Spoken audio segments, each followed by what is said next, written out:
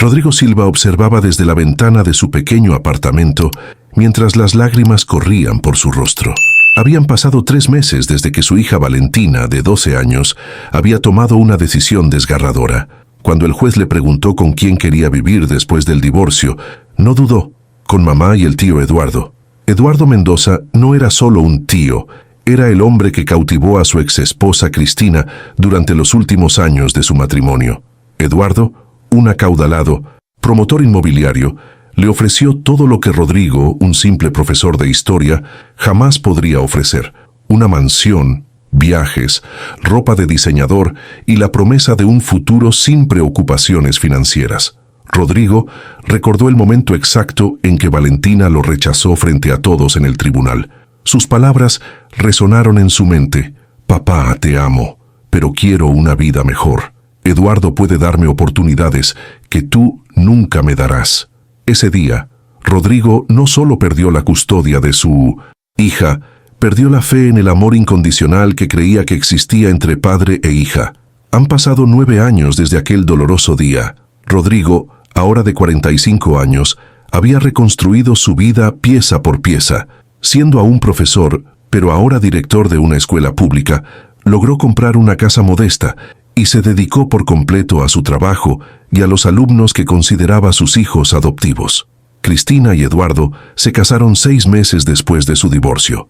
Valentina, que ahora tiene 21 años, creció rodeada de lujo, asistió a escuelas privadas de élite, viajó a Europa, aprendió 3 idiomas y se licenció en Administración de Empresas en una prestigiosa universidad privada. Rodrigo seguía la vida de su hija a través de las redes sociales, la única ventana que tenía a su mundo. Fotos de ella en restaurantes caros, viajes exóticos, ropa de diseñador. Valentina sonreía en cada imagen, pero Rodrigo, con su corazón de padre, percibía algo vacío en esa sonrisa. Los encuentros padre-hija se volvieron raros y formales.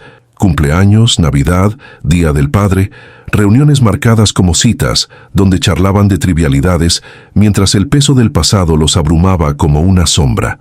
Eduardo siempre había sido amable con Rodrigo, pero le dejó claro quién era el verdadero padre en la vida de Valentina. Él era quien le pagaba la universidad, quien la llevaba de viaje y quien le daba consejos sobre su carrera y su futuro. El mundo de Eduardo Mendoza empezó a desmoronarse un lluvioso martes de marzo. Salió a la luz una investigación federal sobre lavado de dinero en sus negocios inmobiliarios. Años de corrupción, sobornos y negocios turbios quedaron al descubierto de golpe. Los titulares de los periódicos fueron devastadores. Acusan al empresario Eduardo Mendoza de formar un esquema criminal. Fortunata del empresario construida con dinero sucio. Mendoza podría enfrentar hasta 30 años de prisión. En cuestión de semanas, los tribunales congelaron todos sus bienes. La mansión, los coches de lujo, las cuentas bancarias, todo fue confiscado. Eduardo fue puesto bajo arresto preventivo, dejando a Cristina y Valentina en estado de shock y desesperación absoluta. Cristina, quien no había trabajado desde su matrimonio con Eduardo, se encontraba completamente perdida. Acostumbrada a una vida de lujo y ostentación, carecía de habilidades profesionales y de ingresos. Peor aún, descubrió que Eduardo había puesto muchas de sus deudas y compromisos financieros a su nombre para protegerse legalmente. Valentina vio cómo todo lo que conocía se desmoronaba. Su universidad privada, matrícula atrasada. Su apartamento, alquiler con 3 meses de retraso. Su coche, préstamo congelado. A los pocos meses, madre e hija se mudaron a un pequeño apartamento alquilado en un barrio pobre, sostenidos únicamente por la ayuda de emergencia del gobierno y algunos trabajos ocasionales que Cristina había logrado encontrar como vendedora. Durante los primeros meses de la crisis, Valentina luchó por mantener su dignidad y nivel de vida. Usaba sus últimos ahorros para guardar las apariencias, frecuentaba los mismos lugares e intentaba mantener su círculo social habitual. Pero la realidad es despiadada. Sin dinero para mantener su fachada, Valentina vio cómo sus amigos de clase alta se alejaban poco a poco. Aquellos a quienes consideraba verdaderos amigos resultaron ser simplemente conocidos egoístas, atraídos por lo que ella representaba cuando tenía dinero. La joven intentó encontrar trabajo, pero descubrió que su educación de élite no la había preparado para el mundo real. Sus experiencias consistieron en prácticas en las empresas de Eduardo, contactos que ahora la evitaban como la peste. Ninguna empresa quería verse involucrada en el escándalo de la familia Mendoza. Cristina, mientras tanto, se hundía cada vez más en una profunda depresión. Se culpaba a sí misma, culpaba a Edward, culpaba al destino. Había días en que no se levantaba de la cama, dejando toda la responsabilidad de la casa y las facturas a Valentina. Fue durante este período que Valentina empezó a reconsiderar sus decisiones. En las noches solitarias en el pequeño apartamento, recordaba las palabras de su padre de años atrás. «Hija, el dinero va y viene, pero el amor verdadero dura para siempre». ¿Cuántas veces había ignorado el amor sencillo pero genuino de Rodrigo? ¿Cuántas veces había preferido la ostentación a la sinceridad? La situación empeoró aún más cuando Cristina sufrió un derrame cerebral, resultado de estrés extremo y depresión. Tras ser trasladada de urgencia al hospital, sufrió secuelas que limitaron su movilidad y habla. Valentina se encontró sola, cuidando a su madre enferma, sin dinero para un tratamiento adecuado, sin perspectivas laborales y con una deuda creciente. El sistema de salud pública hizo lo que pudo, pero Cristina requirió fisioterapia especializada, medicamentos costosos y atención constante. Durante una de sus visitas al hospital, Valentina se encontró con una antigua compañera de colegio, Beatriz, que trabajaba de enfermera. Beatriz, quien siempre había pertenecido a la clase media, demostró una solidaridad genuina que conmovió profundamente a Valentina. «Sabes, Val», dijo Beatriz durante un descanso del trabajo, «siempre admiré a tu familia cuando éramos niños. Parecía que lo tenías todo, pero mi padre siempre decía que la única verdadera riqueza es tener gente que te quiera de verdad, no por lo que tienes, sino por quién eres».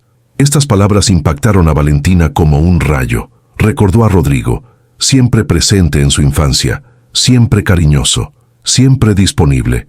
Incluso después de su separación, él intentó mantener el contacto, pero ella siempre lo trató con frialdad, como si fuera inferior. Esa noche, Valentina cogió el teléfono y revisó sus contactos hasta encontrar el nombre de su padre. Le temblaban los dedos en la pantalla. ¿Cuánto tiempo hacía que no hablaban? Más de un año. Él había intentado llamarla periódicamente, pero ella siempre respondía con monosílabos, siempre con prisa por colgar. Rodrigo estaba corrigiendo exámenes cuando sonó el teléfono. Era una noche lluviosa de sábado y se preparaba para otro fin de semana solitario. Al ver el nombre Valentina en la pantalla, el corazón le dio un vuelco. En los últimos años, solo lo había llamado en 1900 ocasiones especiales, e incluso entonces, sus conversaciones eran breves y formales. «Hola, papá». La voz al otro lado era diferente. Había una vulnerabilidad que Rodrigo no había percibido en años. «Valentina, qué grata sorpresa, hija. ¿Cómo estás?» Hubo una larga pausa. Rodrigo podía oír la respiración agitada de su hija, como si le costara encontrar las palabras. «Papá, no sé por dónde empezar». La voz de Valentina tembló. «Han pasado tantas cosas, y yo...» Rodrigo sintió que se le encogía el corazón. Conocía a su hija lo suficiente como para darse cuenta de que algo andaba terriblemente mal. «Hija, ¿estás bien? ¿Pasó algo?» Y entonces, por primera vez en 9 años, Valentina se sinceró de verdad con su padre. Entre lágrimas y palabras entrecortadas, le contó sobre el arresto de Eduardo, la ruina financiera, la enfermedad de su madre, la soledad, la desesperación. Rodrigo escuchaba en silencio, con el corazón roto con cada palabra. Una parte de él sentía una amarga satisfacción. Después de todo, ¿no le había advertido sobre los riesgos de valorar solo el dinero? Pero ese sentimiento fue rápidamente reemplazado por un profundo dolor al comprender el sufrimiento de su hija. «Padre», dijo finalmente Valentina, «sé que no tengo derecho a pedir nada después de todo lo que he hecho, después de cómo te he tratado, pero no sé a quién más recurrir». Después de la llamada, Rodrigo se quedó despierto toda la noche. Deambulaba por la casa, repasando mentalmente cada palabra de la conversación. Su hija le pedía ayuda, no solo económica, sino también emocional. Durante años había soñado con este momento. ¿Cuántas veces había imaginado a Valentina dándose cuenta de su error y volviendo con él? Pero ahora que estaba sucediendo, se sentía confundido y herido. El lunes, Rodrigo no podía concentrarse en su trabajo. Sus compañeros notaron que algo le preocupaba, pero él no compartía el dilema que enfrentaba. ¿Cómo perdonar a alguien que lo había rechazado con tanta crueldad? ¿Cómo abrirle su corazón de nuevo a alguien que lo había despreciado cuando tenía otras opciones? Durante el recreo, Rodrigo caminó por los pasillos de la escuela y se detuvo frente a las fotos de los graduados. Al ver esos rostros jóvenes, recordó cuántos provenían de familias disfuncionales, cuántos cometieron errores y aprendieron de ellos. ¿Profesor Rodrigo? Una voz lo sacó de sus pensamientos. Era Amanda, una exalumna que ahora trabajaba en la secretaría de la escuela. «Amanda, ¿cómo estás?» «Bueno, profesor, quería agradecerle de nuevo. ¿Recuerda cuando estaba en segundo grado e hice aquella estupidez? Robé dinero de la cafetería porque mi familia estaba necesitada». Rodrigo lo recordó. Habían pillado a Amanda robando en una tienda y todos pedían su expulsión, pero él había creído en ella. Había hablado con ella, había comprendido sus motivaciones y la había ayudado con consejos y una discreta cesta de comida. «Sí, lo recuerdo. Pero Amanda, tú solo eras una niña asustada». «Exactamente. Y no me juzgaste por mi error, sino que me diste una segunda oportunidad. Hoy me gradué. Tengo mi trabajo, mi familia. Todo porque alguien creyó que podía ser mejor». Las palabras de Amanda resonaron en la mente de Rodrigo durante el resto del día. Esa noche, tomó su decisión. El sábado siguiente, Rodrigo fue en coche al barrio de Valentina. La dirección que ella le había enviado estaba en una zona que él conocía bien, donde vivían muchos de sus alumnos. Casas sencillas, calles estrechas y un estilo de vida modesto pero digno. Cuando tocó el timbre del apartamento, le temblaban las manos. ¿Cuánto tiempo hacía que no sentía una verdadera cercanía con su hija? La puerta se abrió y allí estaba Valentina. Rodrigo casi no la reconoció. La joven, siempre impecable, con ropa de diseñador y un cabello impecable, estaba ahora frente a él con una blusa sencilla, jeans descoloridos y ojeras. Pero lo que más le impactó fue su mirada, ya no arrogante ni superior, solo vulnerabilidad y vergüenza. «Papá». Valentina apenas logró hablar antes de estallar en llanto. Rodrigo no dudó. Abrió los brazos y abrazó a su hija como no lo había hecho en años. Sintió su cuerpo temblar entre sollozos y todo el dolor que había estado conteniendo pareció disolverse en ese instante. «Está bien, hija. Está bien. Papá está aquí». Entraron al pequeño apartamento. Rodrigo vio a Cristina en el sofá, visiblemente debilitada por el derrame cerebral. A pesar de todo lo que había pasado entre ellos, sintió compasión por su exesposa. Ella lo saludó con dificultad, y él vio genuina gratitud en sus ojos. Valentina les mostró la modesta casa, disculpándose por su sencillez. Rodrigo miró a su alrededor y vio algo que la lujosa mansión de Eduardo nunca había tenido: calidez humana. Fotos familiares estaban dispersas por todas partes, libros apilados, pequeños detalles que hablaban de la vida real, no de una escena montada. En los meses siguientes, Rodrigo se convirtió en una presencia constante en la vida de Valentina y Cristina. Les ofreció no solo ayuda económica, dentro de sus modestas posibilidades, sino también apoyo emocional y práctico.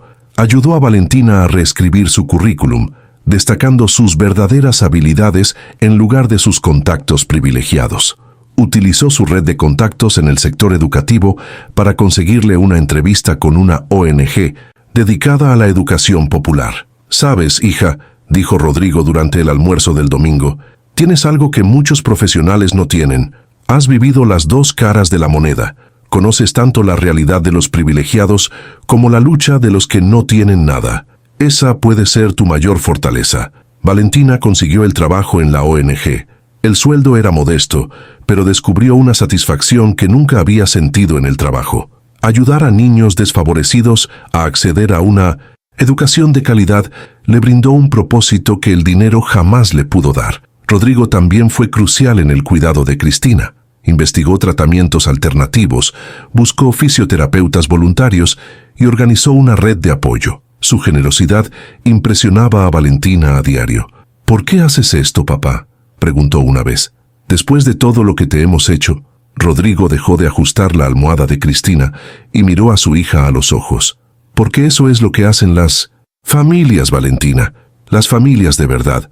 Cometemos errores, nos lastimamos, pero al final siempre volvemos el uno al otro. El amor verdadero no tiene orgullo, tiene paciencia. 2 años después, Valentina estaba en su pequeña oficina de la ONG cuando recibió una llamada inesperada. Eduardo había llegado a un acuerdo con el tribunal y estaba en libertad condicional. Quería verla. La reunión tuvo lugar en un sencillo café del centro. Eduardo estaba irreconocible, delgado, envejecido, con aspecto de alguien que había pasado por una terrible experiencia, pero aún conservaba cierto aire de superioridad. Valentina, querida, dijo, sé que han sido tiempos difíciles, pero he logrado ahorrar algo de dinero. No todo, pero lo suficiente para empezar de cero. Podemos irnos a otro país y empezar de cero. No tienes por qué vivir en la pobreza. Valentina miró a Eduardo, el hombre que una vez representó todo lo que ella consideraba importante en la vida. Ahora, solo veía a alguien que aún no había captado las verdaderas lecciones de la experiencia. Eduardo, dijo con firmeza y dulzura, agradezco todo lo que hiciste por mí durante esos años, pero ya no quiero esa vida. He descubierto que la verdadera riqueza no está en lo que tenemos, sino en quiénes somos y cómo tratamos a quienes amamos. Eduardo intentó razonar con ella, ofreciéndole promesas de un futuro próspero, pero Valentina se mantuvo firme. Por primera vez en su vida, había encontrado su propia identidad, cimentada sobre valores sólidos en lugar de posesiones materiales. Esa noche, Valentina cenó en casa de su padre, como todos los domingos desde que volvieron. La mesa era sencilla, la comida casera, pero la alegría era genuina. Papá, dijo mientras ayudaba a lavar los platos, quiero disculparme, no solo por lo que hice hace 9 años, sino por todos los años en que no aprecié tu amor. Rodrigo se secó las manos y abrazó a su hija. Hija, ya no. Necesitamos hablar del pasado. Lo importante es que hoy somos una verdadera familia. Y las verdaderas familias se construyen cada día, con pequeños gestos de amor y comprensión. Valentina sonrió, sabiendo que finalmente había encontrado lo que siempre había estado buscando, no la seguridad del dinero, sino la seguridad del amor incondicional. Esta historia nos recuerda que las decisiones que tomamos no solo definen nuestro destino, sino que también revelan quiénes somos realmente. Valentina aprendió a las malas que el valor de una persona no se mide por lo que posee, sino por el amor que es capaz de dar y recibir. El perdón de Rodrigo no fue una señal de debilidad, sino la demostración más poderosa de fortaleza y madurez. Comprendió que ser padre va más allá de los momentos de alegría. Se trata de estar presente, especialmente en los momentos de dolor y arrepentimiento. ¿Cuántas veces en nuestra vida preferimos lo que brilla a lo que realmente importa? ¿Cuántas veces priorizamos las apariencias a los sentimientos genuinos? Esta narración nos invita a reflexionar sobre nuestras propias relaciones familiares y nos recuerda que nunca es tarde para reconstruir puentes que el orgullo o las circunstancias han destruido. Si esta historia te conmovió y te hizo reflexionar sobre la importancia de la familia y el perdón, suscríbete a nuestro canal para ver más historias que celebran los valores humanos más profundos. Comparte en los comentarios. ¿Alguna vez has estado en una situación similar? ¿Cómo lidiaste con el perdón y la reconciliación familiar? Comparte tu opinión en los comentarios. Y hasta la próxima historia.